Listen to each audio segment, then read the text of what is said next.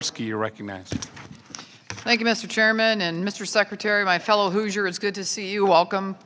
I wanted to add my yes and amen to my colleagues, Representative Paulson's comments about opioids, non-opioids, alternatives, getting insurance companies to be able to cover these things, and I've already heard you out. For the sake of time, I wanted to mention one other thing that I look forward to discussing with you.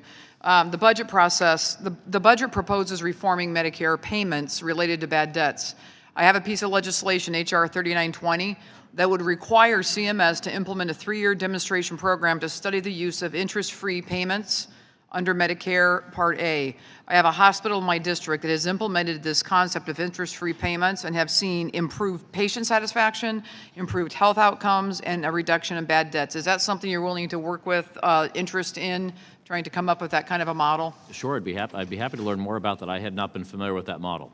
And my other question is this. A group of doctors in my district have expressed to me the need to fund the National All Schedules Prescription Electronic Reporting. It's called NASPR program. They feel this program provides them with a complete past medical history regarding prescriptions on controlled substances. While state PDMPs are important, they have trouble with a group of patients that either live across a border in Michigan or they're around the entire U.S. for various reasons. Having up-to-date patient information would empower providers to deny inappropriate treatments or recommend addiction treatments to be started based on what they discover. Does funding NASPR help provide funding resources or interoperability between these PDMPs so providers better identify patients at risk for addiction, especially those patients who do not live within a state's border? Do you have any other suggestions on how you think we can empower providers to identify at-risk patients?